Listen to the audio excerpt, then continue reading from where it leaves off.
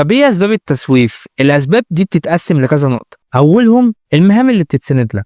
كل ما المهمة تبقى معقدة اكتر او حاجة انت مجبر تعملها مش باختيارك، كل ما تبقى اصعب، وبالتالي احتمال كبير تسوف. وخلي بالك ده مش مبرر، احنا بس بنوضح السبب.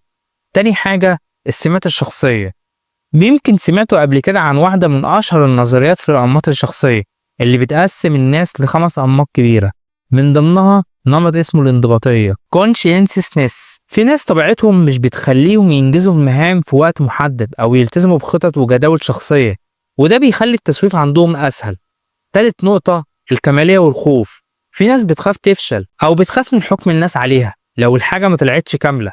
في الحالة دي الضغط اللي بيجي من مجرد إنك ما خلصتش المهمة أهون بكتير من الضغط اللي ممكن يجي لو خلصتها وبعد كده الناس حكمت إنها مش كفاية أو مش على نفس المستوى. رابع نقطة الأعذار والانتظار الوهمي، وده بقى من أشهر الحيل.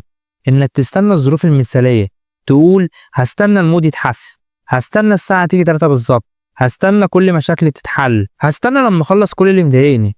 والحقيقة إن الظروف دي عمرها ما هتبقى كاملة. حتى لو اتحققت حاجة من اللي نفسك فيها هتفضل دايما في حاجة ناقصة، وهتلاقي نفسك لسه بتطلع أعذار جديدة.